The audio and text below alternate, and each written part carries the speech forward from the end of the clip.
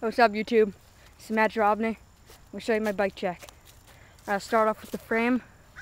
It's a Fit Pro, and I just painted it flat black. Alright, forks, S&M pitchforks. The stem is a S&M Redneck LT. Bars, Odyssey Lumberjacks. New grips are Animal Edwins, red. Front rim, unsealed Alienation. And I got the Odyssey Path Tire.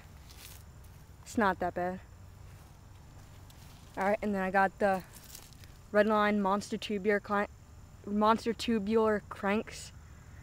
They're really heavy, but they're strong as hell.